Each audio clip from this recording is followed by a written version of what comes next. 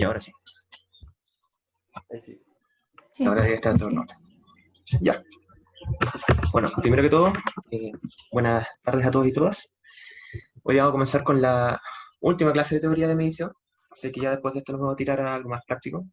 Así es que con esto finalizamos de manera un poco más completa todo lo que estamos hemos estado realizando durante estas 4 o 5 semanas. ¿Ya? Si ustedes ven en el curso, les subí dos documentos, un Excel y un Word, que la idea es que lo tengan a mano y cuando yo les diga, vamos a ver, les voy a explicar de qué se va a tratar.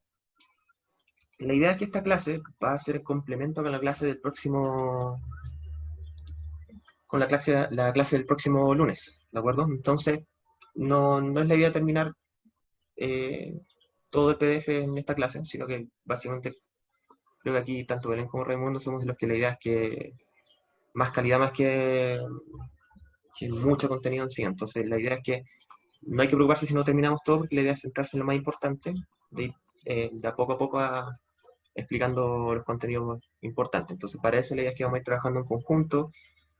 Con los documentos que les entregamos, van a tener un tiempo para que ustedes puedan realizarlo, nos hacen dudas y después lo comentamos entre nosotros, ¿ya? Y naturalmente después lo que quede se va a retomar entonces la clase del próximo lunes, ¿ya? De esa manera damos el puntapié inicial a lo que es cinemática. Entonces de esa manera vamos a ir complementando con lo que han visto en cátedra, ¿ya? Entonces, lo que vamos a hacer hoy día es trabajar con errores de tipo A, que es la semana 5. Yo ya les mencioné un poco a qué se refiere con errores de tipo A. Si se acuerdan, estaba centrado o estaba contextualizado lo que son medidas que se repiten, medidas que uno repite constantemente mientras hace una medición. Y ese tiene una PDF asociada a ese tipo de distribución, ¿de acuerdo? Entonces lo que vamos a ver ahora, y entre hoy y mañana, perdón, hoy y el próximo lunes, perdón, es aprender a construir un histograma, la construcción de una PDF gaussiana. Vamos a hablar de definición estándar experimental y la incerteza estándar de una gaussiana, ¿ya? Esa es la idea a tocar tanto entre estas 2 semanas que vienen, ¿ya? Ahora, yo sé que quiero hacer un paréntesis. Yo sé que yo toqué este tema antes, o sea, lo mandé en correo, pero debido a que tengo percance con el NIRPOD, con la tarea, ustedes tienen 2 semanas, ¿ya? Así es que no se preocupen, bueno, si quieren entregarla ahora, no hay problema, pero la tarea la tienen para el otro lunes, ¿ya? La de la semana pasada, no la de esta, ¿ya? La de esta venía a ser normal, a lo menos que yo le avise algo explícitamente que sea lo contrario, pero hasta ahora la tarea de 4 se entrega la semana que viene, ¿ya? Son 2 semanas que tienen. No sé si tienen alguna duda o algo hasta ahora, o algún comentario, porque igual me gusta empezar primero sabiendo el feedback de cómo se sienten, si hay alguna duda o algo por el estilo. Si no, vamos a lo Profe, que... ¿Sí?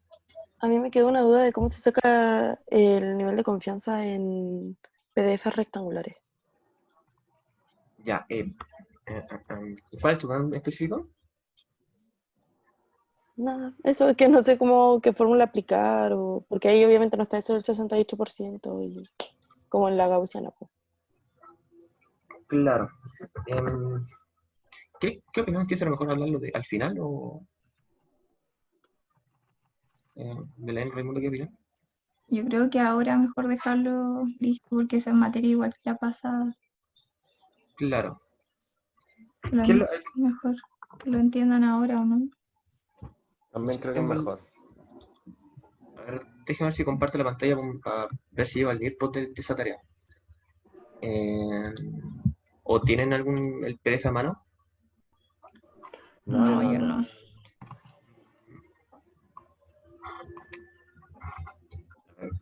Es que necesito hacerlo para complementarlo para que sea más gráfico. Ya mira, tratemos de dejarlo al final, así mientras explico, busco el NIRPOD de la tarea 4 porque lo tengo en PDF, pero no recuerdo dónde.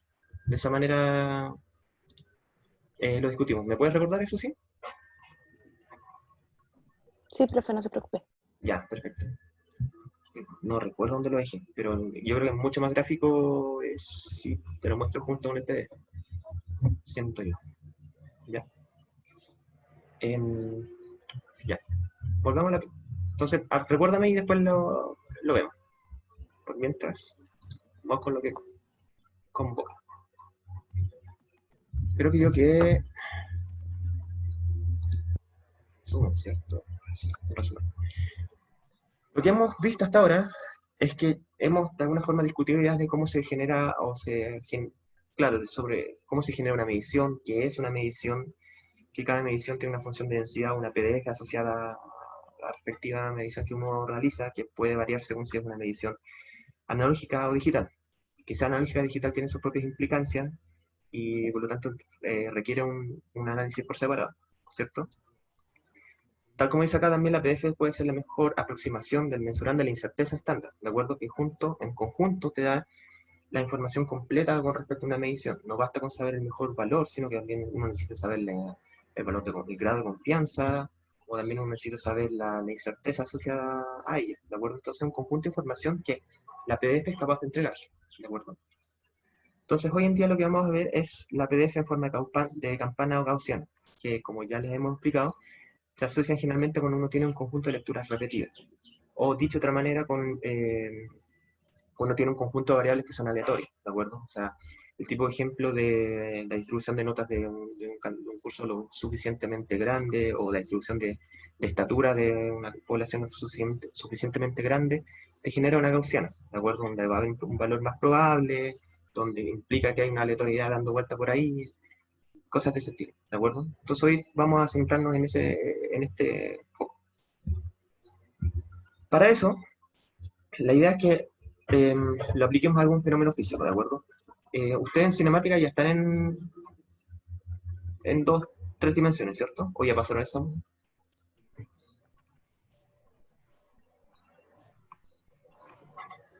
Ya están, ya pasaron. ¿Sí? ¿Ya vieron movimiento parabólico, creo? Ah, ya, perfecto. No. No, pero ¿No? No. Ah, ¿en qué parte Hasta están? 2 dimensiones. Ah, están en 2 dimensiones. según yo, recién partir con 2 dimensiones. Ya. Ah, ya, esto Incluso igual es bueno. la última prueba que fue hace poco fue solo hasta una dimensión. Solo 2 dimensiones. Ah, ya, entonces están empezando a ver 2 dimensiones. Ya. Ya, igual es bueno porque esto significa que les va a permitir complementar con la cátedra. Así que yo creo que cae en súper buen timing juntar tanto el laboratorio con la cátedra. Así que yo creo que queda perfecto. En todo caso, no nos vamos a centrar mucho a resolver el modelo en sí. Ya la otra semana vamos a entrar de lleno en cinemática y ahí es donde van a aplicarlo como tal. Aquí la idea es como que se tengan una intuición de qué es lo que está ocurriendo. ¿Ya? Entonces lo que tenemos es lo siguiente. Tenemos un plano inclinado con un cierto ángulo donde tenemos una bolita, que nosotros la vamos a dejar a una cierta altura h medida con respecto a la mesa. ¿De acuerdo? Eso es importante porque siempre el sistema de referencia indica, es lo primero que uno tiene que observar. El sistema de referencia te dice todo aquí, ¿ya? Y a una distancia t, desde que sale despedido de este plano hasta que llega a su máxima distancia del eje X, que sería la distancia horizontal. ¿Ya? Bueno, aquí es lo mismo que les acabo de decir. Y para hacerlo de manera experimental, la idea, si es que por ejemplo nosotros estuvimos en el laboratorio in situ, es colocar un papel de tal manera que podamos registrar dónde impacta la pelota. Aquí podría ser una especie de papel calco, ¿sí? Que de alguna forma te podría dar te marca dónde cae y con eso uno puede hacer una medición con una regla cuál fue esa distancia de que abarcó, ¿cierto? Entonces a la larga, uno con pocos implementos, uno necesitaría una regla, con eso mide esa distancia d, una vez que impacta el papel que yo estoy usando para registrarlo, y también puedo usar la altura h desde cual yo la voy a lanzar, ¿de acuerdo? Entonces, imagínense que yo les voy a pedir que investiguen cómo cambia esta distancia d en función de la altura h, ¿de acuerdo? Ese es el reto, ¿de acuerdo? Entonces, no nos centremos en cómo resolver el fenómeno físico como tal, porque también lo están viendo a la par, pero si quieren comentarlo, podemos hacerlo al final de la clase, ¿de acuerdo? Así como alguna forma de practicar un poco lo que han visto en la cátedra. Entonces, supongamos que uno de ustedes dice, ok, voy a hacer deslizar la pelota, la voy a soltar de una altura de 78 milímetros, ¿de acuerdo? Claro, 78 milímetros. ¿Ya? Eso es lo que vamos a hacer. Yo ahora me voy a detener y solamente con la información que le di a ustedes, me gustaría que ahora vayan al documento a los dos documentos que le di, el Word y el Excel, que están en un curso, y la idea es que lo trabajen hasta donde puedan. Si no llegan a alcanzar a realizar todo, no importa, está bien, porque igual vamos a comentarlo después de la clase. Pero la idea es que lo bajen y de unos 35 o 40 minutos, contando el que se empiezan a descargar la hora, y hagan ustedes el proceso. Si tienen dudas, también pueden preguntarnos a Belén, Raimundo o a mí, tanto por chat o por audio también. Pero la idea es que ustedes intenten, bajo su intuición, responder lo que está pasando, cómo creen que debería ser. ¿Ya? De esa manera ustedes hacen como una bajada de lo que han visto y después lo complementan con lo que nosotros vamos a comentar. ¿De acuerdo? Así hacen la comparación de. ¿Ya? ¿También con eso? Sí. Entonces démosle 33 a las 5. Ya. 5, 10, por ahí. Recuerden, no se preocupen si no alcancen a responder todo. ¿Ya? Básicamente un ejercicio para que ustedes hagan la bajada, jueguen con la intuición que ustedes ya tienen con lo que hemos visto. Y una vez que ya pongan a prueba eso, lo vamos a complementar con lo que nosotros vamos a mencionar sobre esto. ¿Ya? Creo que una buena manera, una práctica pedagógica bastante interesante. Así es que vean eso, si quieren preguntarnos en audio, como quieran. Ustedes siéntanse en confianza, que para eso estamos los tres.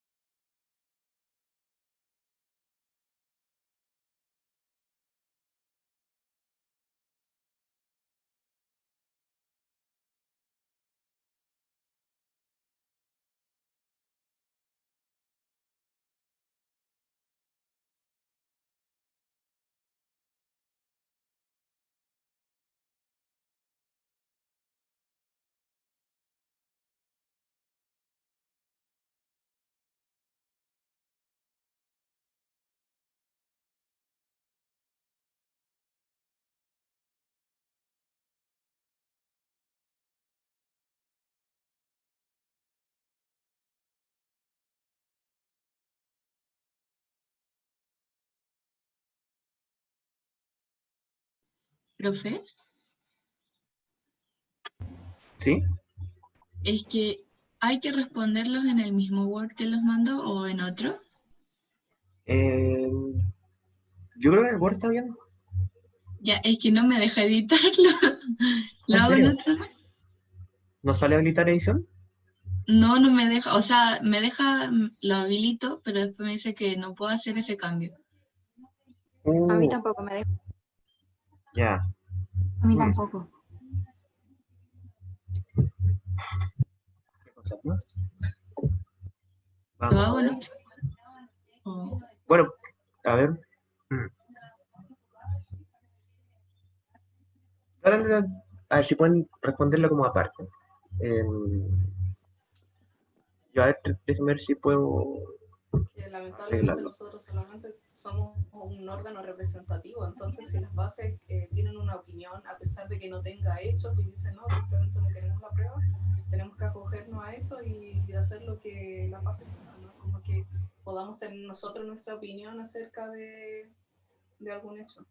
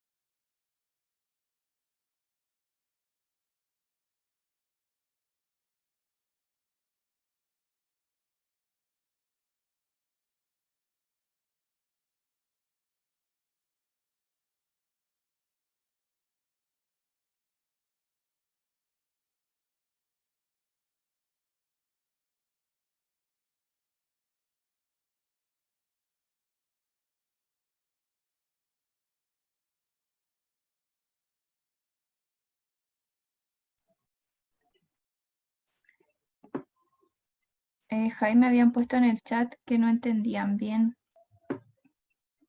lo que había que hacer. Ah, a ver, a ver. Ah, pero no había visto el mensaje. ¿Qué es lo que le confunde?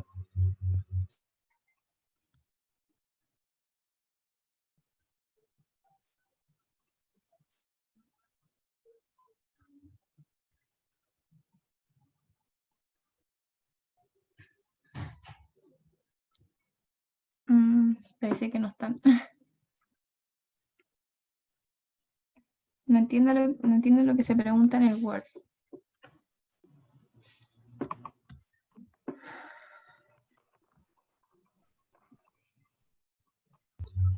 Ah, no, es que en el Word es como la misma bueno, primero no hay que subir, la idea es como para ustedes. Y la idea es, hay una serie de preguntas, les va a el Word está hecho para que le está comentando una historia y dentro de esa historia le va diciendo, usted toma un promedio, ¿cuánto mide? Después ahora tiene dos mediciones, ¿cuál debería ser el valor más probable? Y es como que le va contando una narrativa y a partir de esa narrativa ustedes tienen que ir describiendo eh, qué respuesta sería la más adecuada o algo de ese estilo. No sé si se entiende de esa manera.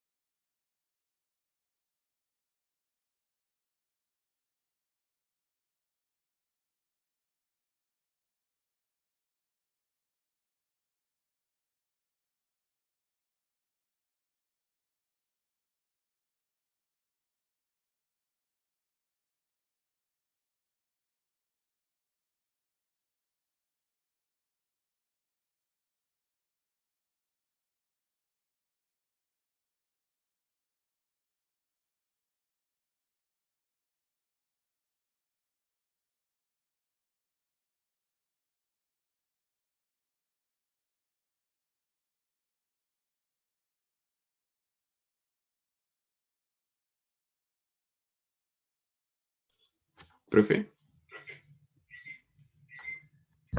¿Sí? ¿Aló? profe, en la pregunta... oh, bueno, no salen con número, parece. No. Dice, ahora estoy realmente confundido. ¿Cuántas lecturas debo tomar al hacer un experimento si mis datos muestran una dispersión?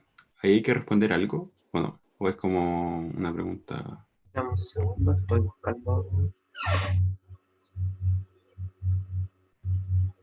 Em, la idea es como que de ahí es como que te cuestiones esa pregunta. Porque, bueno, no hemos tenido como experimentos in situ, pero lo normal cuando uno hace un experimento, por ejemplo, el que le estaba mostrando, la pregunta más común es, profe, ¿cuántas mediciones tengo que hacer con respecto a la altura? Es una pregunta muy común. Y yo creo que cuestionarse justo la línea donde me está diciendo es clave. No es trivial, pero uno puede darse vuelta y puede llegar quizás a algo más o menos razonable. El Word después te va dando la explicación de por qué es necesario tantas mediciones, etcétera. Ah, ya, No pero como, es como solamente reflexión. claro, claro, Ya, profe, gracias. de nada.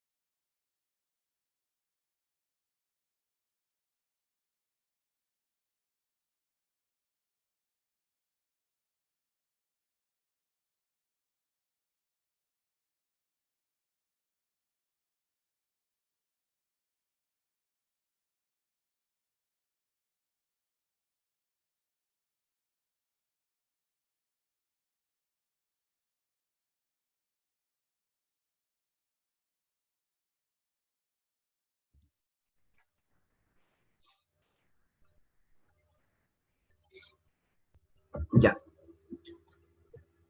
Yo creo que ahora es pronto volver a retomar en lo que estaba. No sé si están todos o todas.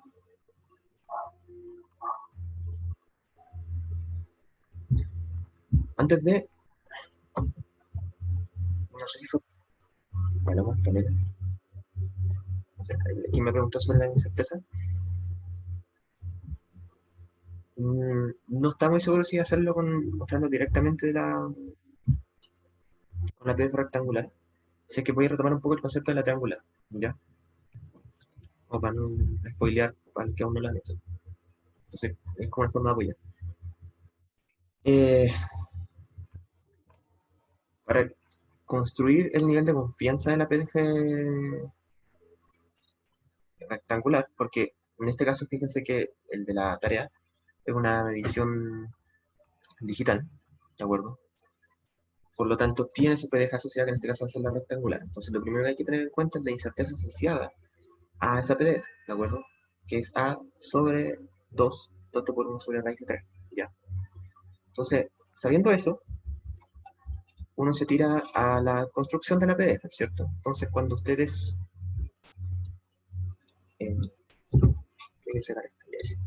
cuando ustedes construyen la PDF, en vez del triángulo van a tener este rectángulo, ¿cierto? En el cual su mejor aproximación es la que va a estar registrada por la balanza, mientras que el valor superior e inferior, recuerden que es el grado de confianza que uno delimita de manera simétrica tanto para la derecha como para la izquierda, ¿cierto?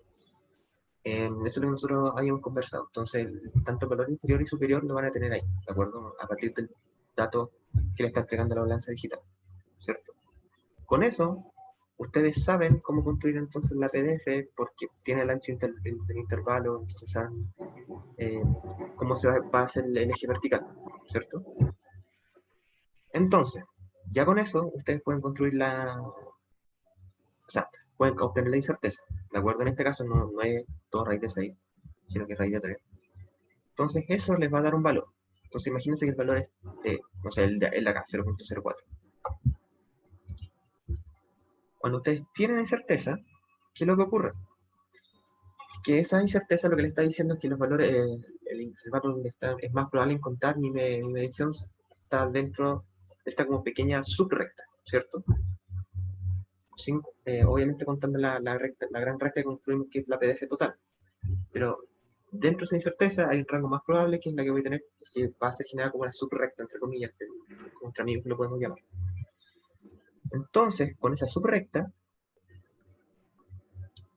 ustedes pueden delimitar la PDF, ¿cierto? En este caso, esta subrecta o este más menos de intervalo que yo generé, me permite cortar verticalmente mi PDF acá, ¿cierto? Entonces, para obtener ese grado de confianza, lo único que tengo que hacer es el área, ¿de acuerdo? Recuerden que el área siempre va asociado a esto, va asociado a una probabilidad, ¿ya? Entonces, en este caso, el del triángulo, pueden verlo de diferentes maneras, pero esto es como una figura compuesta en el cual tienen que calcular el área, que es esta especie de cuadrado, un rectángulo y un triángulo, ¿cierto? En el caso del rectángulo para la PDF de la medición digital es mucho más simple que la que calculamos acá, ¿de acuerdo? Entonces, a partir de ese intervalo, de esa incerteza, delimitan una área, y esa área va a ser el grado de confianza de su PDF. Y así obtienen el nivel de confianza asociada a la medición digital, ¿sí? Esa sería la forma de obtenerlo. No sé si se entiende o queda más claro. Preferí explicarla con la triangular para... Creo que es mejor que explicarles lo que tienen que hacer, cosa que ustedes mismos se enfrenten a las dudas en el momento. ¿Ya? Y aún así, si tienen dudas, para eso están por el correo. ¿Ya? Pero esa es la forma de atacar el problema de la tarea, ¿ya? Para que lo tengan en cuenta. Entonces, volvamos a lo que nos convoca. Aquí recuerden, no vamos a terminar todo, va a quedar un porcentaje sin terminar que lo vamos a retocar la otra semana. Igual el GORD lo pueden seguir desarrollando entre ustedes, entonces la idea es que nos va a ayudar a avanzar mucho más rápido. Entonces, nosotros estamos en que teníamos nuestro ensamble, por así decirlo, nuestra bolita que lanzamos. Y nosotros vamos a tener un solo lanzamiento, ¿cierto? Entonces lo que vamos a hacer es, decidimos hacer rodar la pelota, la soltamos, y la pelota va a caer en el papel calco en este caso, y luego rebota, pero va a marcar la altura. Entonces nosotros vamos con esta regla, que tiene una escala de milímetros, entonces podemos estimarla hasta el 0,1 milímetro más cercano, ¿cierto? Entonces, alguien va y registra que la distancia es de 650.4 milímetros, ¿ya? Perfecto, todo está bien, no hay nada nuevo. Alguien registra la altura h en la cual la lanzo, y alguien registra la altura d en la cual cae. Entonces, lo siguiente es volver a repetir el proceso, ¿cierto? Porque no basta con una, hay que repetirlo. Bueno, esto es lo que estamos diciendo. Repetimos el lanzamiento. Esta vez lo hacemos desde la misma altura, y observamos que ahora la pelota cae en una posición ligeramente diferente. En este caso, fíjense que ahora cae en 660.6 milímetros. Pueden haber diversas razones. No puede ser que no, justo un movimiento que le cambió un poco la velocidad, o puede que en realidad no la soltaron y le dieron un pequeño impulso. Son variables que están asociadas a, ¿de acuerdo? Entonces la pelota registra una velocidad de salida y por lo tanto llega a una altura, perdón, una distancia diferente, que en este caso es 660. Frente a esto, lo más natural es preguntarse, bueno, si yo tengo una medición, una distancia t de sub 1 y una distancia t sub 2, ¿cuál es la más probable, cierto? Entonces, la pregunta sería, ¿qué ustedes creen o opinan que sería la mejor representación de la distancia a partir de estos dos datos? A partir de lo que ustedes respondieron. Ah, bueno, mira, el borde estaba... El promedio. Claro. Tal como ustedes se dieron cuenta, el promedio es la mejor representación a partir de estas dos mediciones, ¿de acuerdo? Entonces, naturalmente, lo más intuitivo es, saco el promedio a partir de estas dos distancias. Y eso me da 655.5 milímetros. Perfecto, todo bien. Pero, alguien puede decir, ¿saben qué? Yo quiero volver a lanzarlo. No, está bien, nadie lo puede tener. Entonces, lo vuelve a lanzar a la misma altura.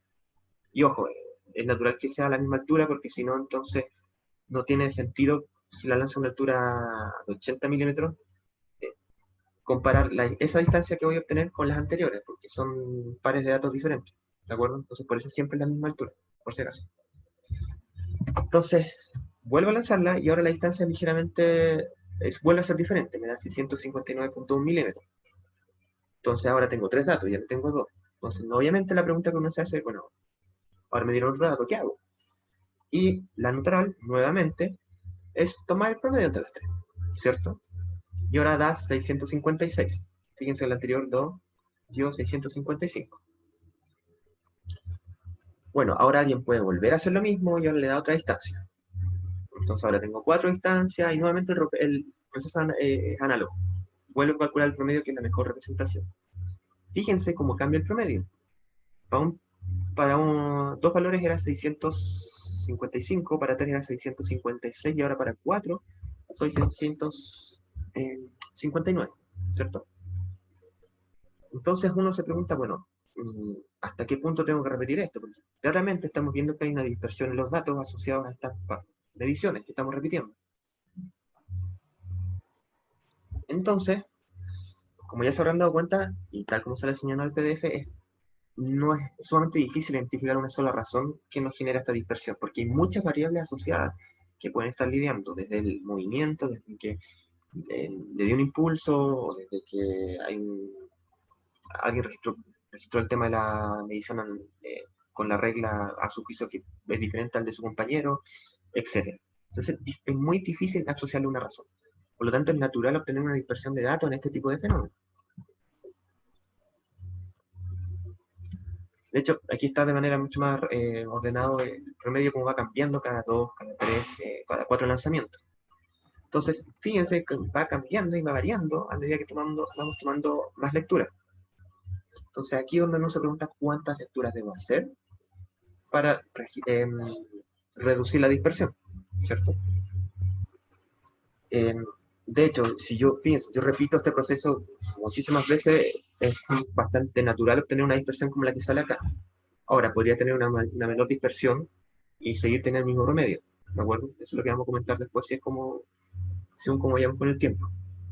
Entonces, la pregunta no es tan fácil, porque no es tan simple como dar una respuesta a cuántas mediciones o a la pregunta específica de cuántas lecturas debo hacer. Fíjense que si yo hago 50 veces a la misma altura, miren cómo se dispersan los datos, ¿de acuerdo? Entonces, no es para nada intuitivo. Y yo puedo repetir esto muchísimas veces, entonces se complica. Entonces, vamos a ir de manera intuitiva. De hecho, yo creo que la otra clase se lo hice con un problema mucho más sencillo, que es el de un lanzamiento de una moneda, que como que afianza un poco lo que estamos comentando. Aquí estamos, estos son el número de lanzamientos para la misma altura y hacemos un registro de las distancias. Entonces, vamos a hacer un seguimiento del promedio y vemos que para pocas lecturas el promedio va cambiando. Fíjense que de 150 llegó incluso a 658. Pero, si yo aumento la cantidad de repeticiones o mediciones, fíjense cómo pues, el promedio se empieza a estabilizar. 55 empieza a bajar a 152. Si ahora veo los últimos 50 registros, fíjense que ya casi no varía. O sea, se está estabilizado en 653 punto algo. ¿De acuerdo? Entonces, esto uno lo puede pensar, por ejemplo, en el lanzamiento de una moneda. En general, el término, el concepto de promedio o de probabilidad, a mi parecer, está bastante manoseado en el sentido de que se pierde el concepto de qué significa, ¿ya? Y esto va fuertemente ligado con el hecho de la dispersión. Por ejemplo, si les pregunto cuál es la probabilidad de obtener caro sello, ustedes me van a decir claramente que 50%. Pero estoy muy seguro que si ustedes lanzan la moneda 8 veces, o 6 veces, no van a tener 3 veces cara y 3 veces sello, ¿de acuerdo? O 4 veces cara y 4 veces sello. Entonces, ¿qué es lo que está ocurriendo acá? ¿O las probabilidades están mal? ¿O hay algo detrás que no estamos viendo? Y ese fenómeno es precisamente el hecho de la dispersión. Y el hecho también de que siempre hay una incerteza. Porque si ustedes lanzan esta moneda 6 veces, 7 veces, no van a ver este 50%. Si lo lanzan 100, 200 veces, van a ver cómo el sistema de manera natural muestra una tendencia estadística. Y esa tendencia estadística va a tender a un 50%, que aún así no va a ser exacta, porque va a tener una incerteza. Van a tener que en vez de 200 veces, van a tener 110 veces cara, y la diferencia es sello, o si tiro 400 veces, 220 veces cara, y así. Entonces siempre va a haber una incerteza asociada, pero aún así, el repetir muchas veces una medición de manera natural hace que el sistema muestre su estadística o su tendencia, ¿de acuerdo? Aquí ocurre lo mismo. Si uno ejecuta muy pocas mediciones con respecto a su lanzamiento, va a haber mucha dispersión. Entonces, una vez que repite este proceso demasiadas veces, el sistema de manera natural te entrega esa estadística, ¿de acuerdo?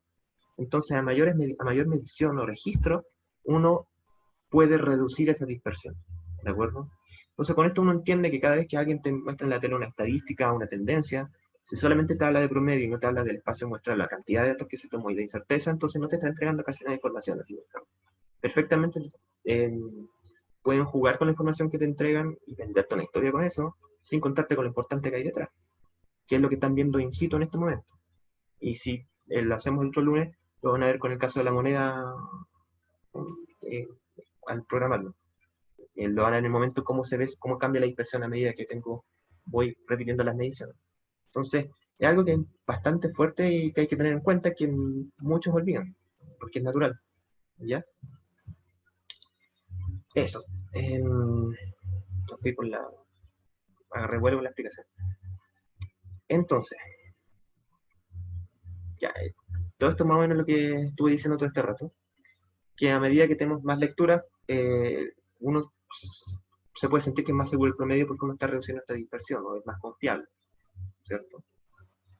Ahora, ¿cuál es el detalle? Que estas distribuciones, como tengo bastantes mediciones aleatorias en ese sentido, la mejor PDF es una gaussiana, ¿de acuerdo? Por lo tanto, entonces hay que acudir a los parámetros estadísticos o matemáticos, como quieran llamarlo, que mejor representan o mejor me extraen información de esta PDF, ¿de acuerdo? Una de ellas es el promedio, ¿cierto? Que puede ser mediante esta ecuación, mediante esta ecuación.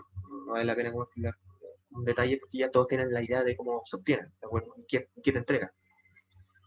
Entonces, en este caso, parámetros como estos te entregan la información como el promedio. Si solamente yo te entrego una gaussiana, con esto pueden obtener informaciones como de este estilo, ¿ya? Pero, como ya les dije, no basta el promedio. siempre necesitan tener una información con respecto a la dispersión. Al menos aquí en este caso ya saben, puedo obtener el promedio y la cantidad de datos, en este caso 50. Entonces, hay que preguntarse qué pasa con la dispersión, ¿cierto? Por ejemplo, tenemos el caso de esta regla, y tenemos el caso A y el caso B, en el cual ambas te van a estar entregando el mismo promedio. Sin embargo, uno puede ver, claramente aquí se ve un tema con la dispersión para ambos grupos, ¿de acuerdo? Antes de avanzar, ¿hasta dónde llegaron el board? ¿Llegaron pasado esta parte o antes? Yo pasé ahí. Ya, Yo igual. ya, pasaron esa parte entonces. Sí. Ya, perfecto. Ya, entonces, ya más o menos tienen una idea de cuál va a ser la respuesta. Ambos grupos te están entregando el mismo promedio, pero hay una diferencia en la dispersión. Claramente un grupo lo hizo mucho mejor que otro, ¿cierto? Entonces, tal como sale acá, y como ya deben haberlo respondido, entonces, el que mejor te entrega los datos es el grupo B, ¿de acuerdo? Porque tiene menor dispersión en sus datos. O dicho de otra manera, el grupo A tiene un mayor rango de valores en el cual se puede estar moviendo mi valor más probable a que si lo compara con el grupo B. Y entonces, aún cuando ambos tienen el mismo promedio, el que mejor te entrega información, o como sale acá, la mejor calidad de datos proviene del grupo B, ¿de acuerdo? Y no del grupo A, precisamente porque hay un tema de dispersión dando vuelta. Por eso, nuevamente que yo repito, no basta el promedio para obtener esta información, sino que también hay otros parámetros estadísticos auxiliares que también son sumamente relevantes, como la dispersión.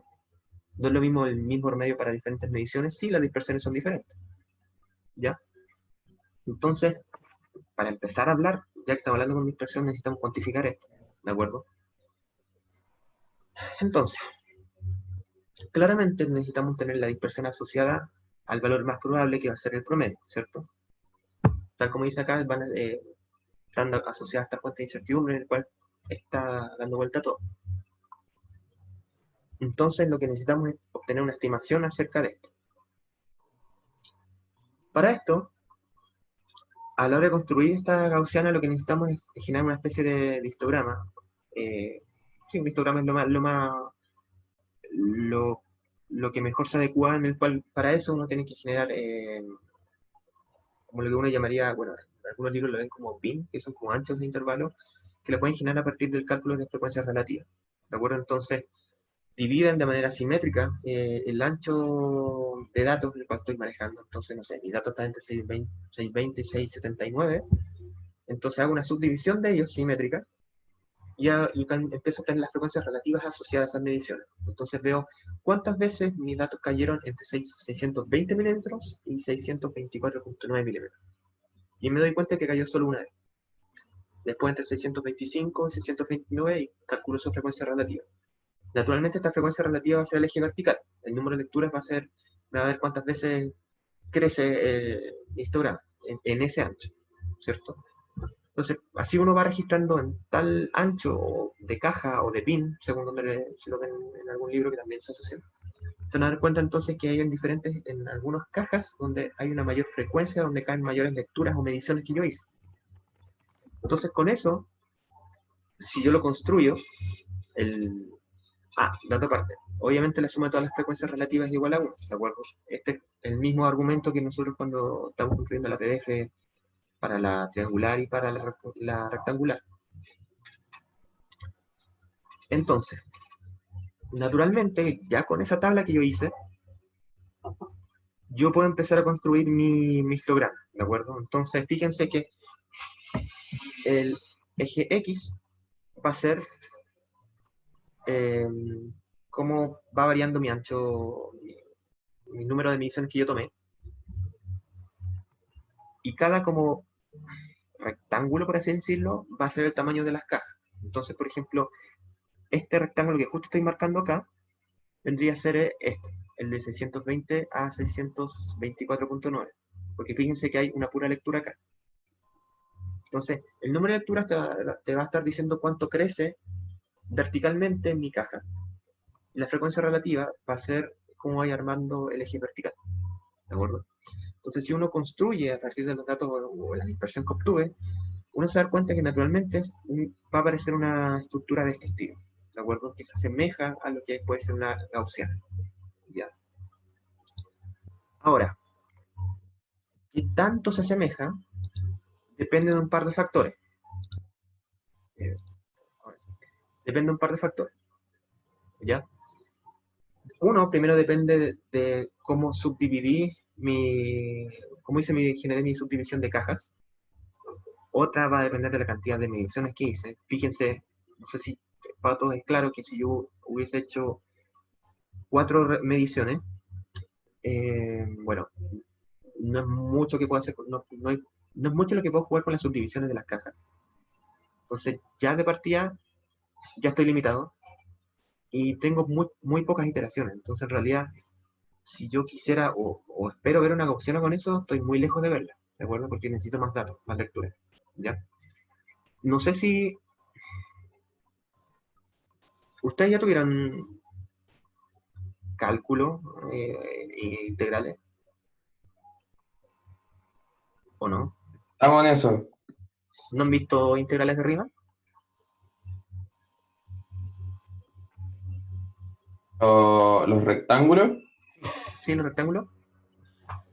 No, es que, o sea, por lo menos en nuestra sección el profe lo pasó como rápido, pero dijo que ya no estaba en la materia. Ah, ya. Ya, entonces no vale la pena hablar de eso. ¿Sabes? Es que la integral de Riemann toma la esencia de lo que estamos hablando. O sea, si uno quiere que la integral sea lo más aproximada al resultado, uno toma como infinitas cajitas de tal manera que completa y suaviza un poco la curva que uno quiere construir. Si uno tiene muy pocos rectángulos, entonces el valor de la integral es mucho más lejana de lo que uno debería esperar.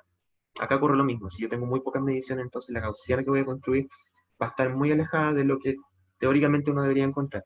Si yo realizo muchísimas mediciones y genero una subdivisión de caja lo suficientemente astuta, que lo vamos a ver después, uno se va a encontrar que puede tener una gaussiana experimental que se asemeja más a la teórica, ¿de acuerdo? Pero depende de ese tipo de factor. Entonces, bueno, la frecuencia relativa, como ya se lo había mencionado, nos dice la fracción de lecturas que cae dentro de cada contenedor. Y esta fracción relativa, perdón, esta frecuencia relativa, la voy a obtener de esta manera.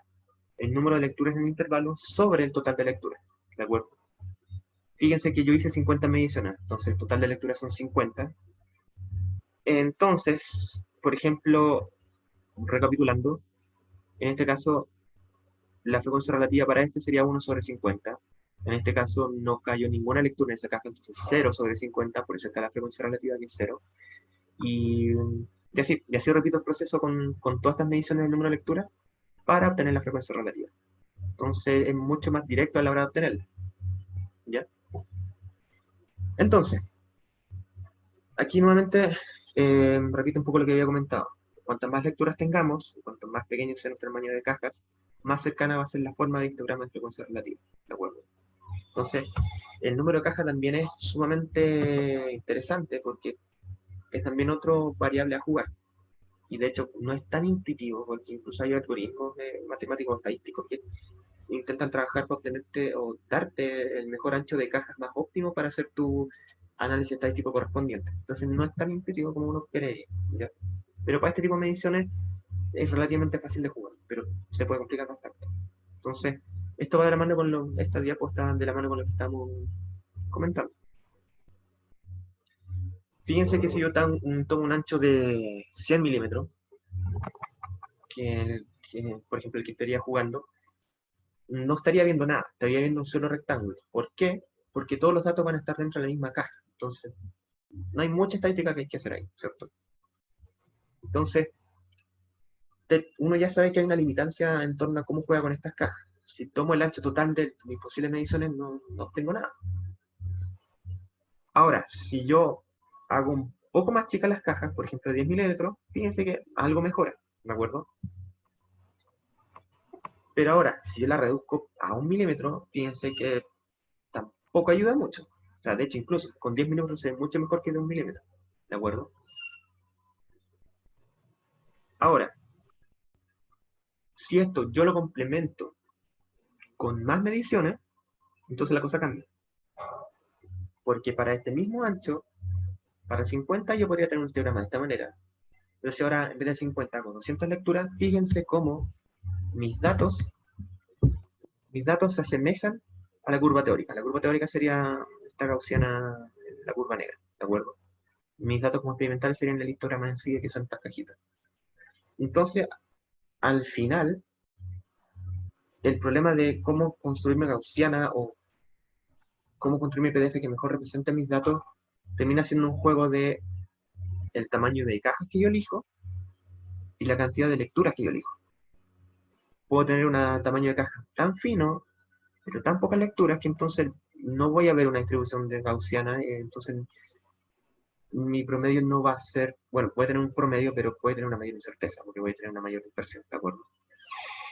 No así si, por ejemplo, me aseguro de tener con la misma ancho de cajas más lecturas. Entonces, es un juego entre estas dos variables el que te permite dar un resultado óptimo a la hora de recopilar la información estadística del sistema. Entonces, tal como ya hemos visto, la función de densidad o distribución de probabilidad o PDF gaussiana, como quieran llamarlo, es la opción, o puede, tal como lo estamos viendo ahora, parece ser la opción más adecuada para este tipo de lectura. Entonces, ya que nos convencimos con eso, la idea es que entonces como hagamos el análisis estadístico con respecto a esto, ¿de acuerdo? O sea, ¿a qué me refiero con análisis estadístico? Tener las lecturas matemáticas de, por ejemplo, cómo obtener el promedio, la dispersión, la desviación, etc. ¿Ya? Entonces, con eso ya podemos finalizar la descripción completa de la PDF. Pregunta, esto termina a las 5:45, ¿cierto? Sí. Ya. Voy a quedar a la mitad si hago esto. ¿Qué opinan? ¿Los dejo hasta acá o no? Por lo que dijo el Dani, no había problema si faltaba o algo así, porque se veía después. Sí. Sí, porque... Sí, yo creo que lo voy a dejar. Sí, no sé qué opinan el resto, porque claro, ven, entiendo razón. Sí, ya pasamos como el Claro. objetivo mínimo.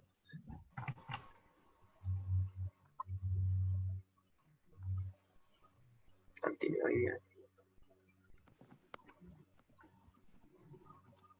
Ya. Dejémoslo hasta acá. Porque si no estaríamos, quedaríamos a la mitad de la explicación, porque esto es como un tópico aparte, como de descripción matemática de los descriptores estadísticos de la PDF. Entonces, no sé si sea bueno dejarlo a la mitad. Así que yo creo que cortemos hasta acá la clase y el próximo lunes terminamos esto. Al menos ya en el Word está esta explicación, entonces podemos de alguna forma más rápida o dinámica conversar esto. ¿Ya? Así es que dejémoslo hasta acá. No sé si hay dudas, comentarios o ideas sobre lo que vimos hoy día.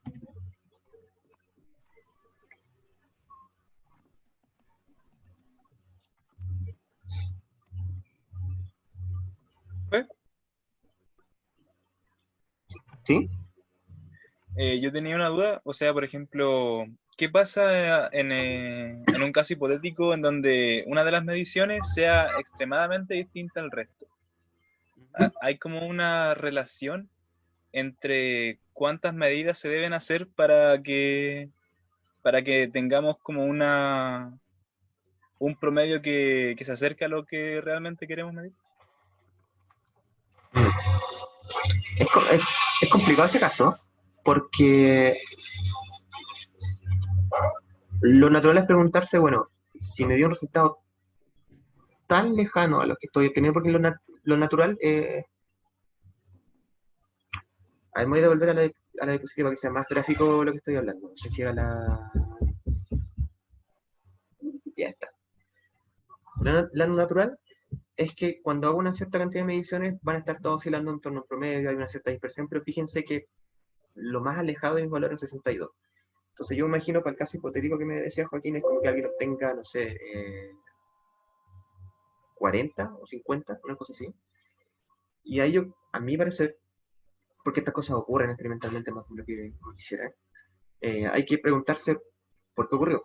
Porque, ya, ok, es natural obtener dispersión en torno a un dato, ¿de acuerdo? Y es natural obtener una dispersión ya de 2 valores, 3 valores, pero si tengo una dispersión de valor tan lejano, puede estar el caso que algo uno hizo mal de manera natural.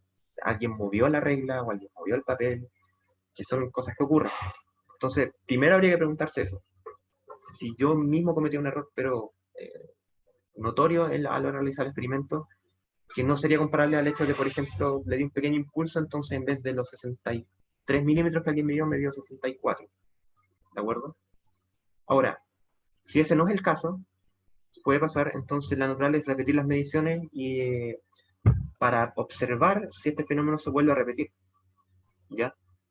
Porque puede Pero no que... hay así como una proporción que, por ejemplo, podamos decir, ya, si nos salió, por ejemplo, 20 centímetros más lejos, tenemos que repetirlo, no sé, una tanta cantidad más veces para estar seguros de lo que estamos midiendo. ¿No hay como una relación entre eso? No hay. Es que, Vaya. es que por lo mismo es una pregunta bastante interesante la que estaba haciendo porque, como te digo, hay dos posibles casos. El hecho de que yo cometí algo muy mal y por lo tanto uno puede anular ese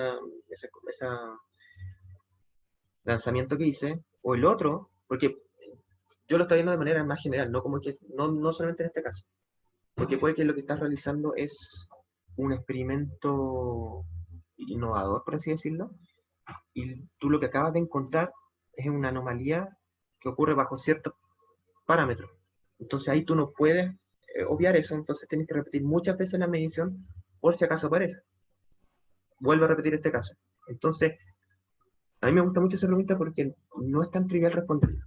O fui yo que cometí el error, entonces uno puede anular ese dato, porque derechamente yo cometí el error de hacer lanzamiento, o hay algo anómalo ahí, entonces tengo que repetir, no sé, el doble de lo que hice, o 3 veces de las mediciones que ya haga, para ver si vuelve a aparecer eso.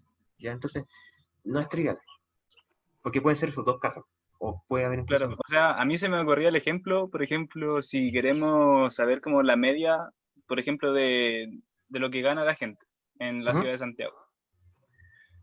Y, o sea, supongamos que estamos midiendo 100 personas, pero de esas 100 hay, no sé, una persona que gana extremadamente mucho dinero, Claro. mucho dinero.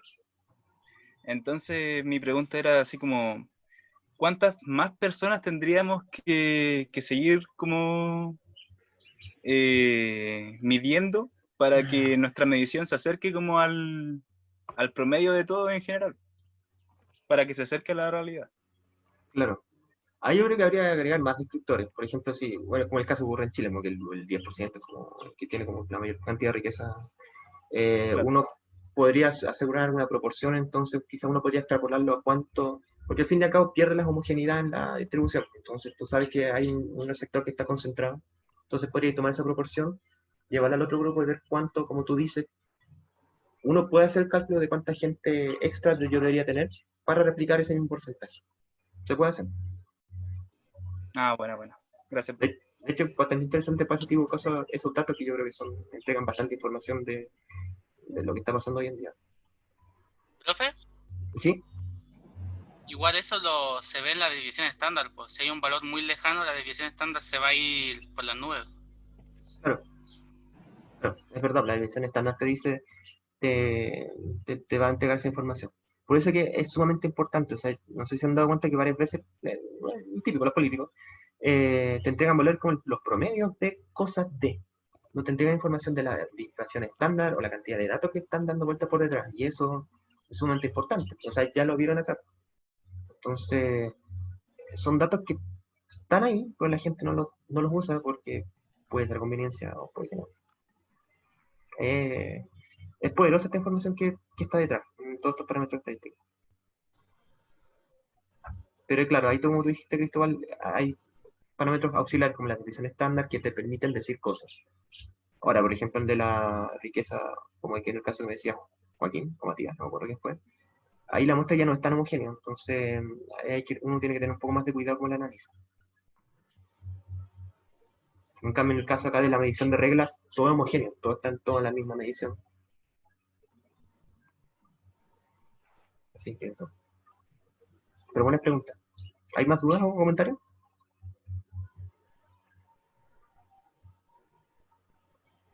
Ya. Si no, dejémoslo hasta acá. Se aprovechen de descansar y descansar. No se me ocurre qué es.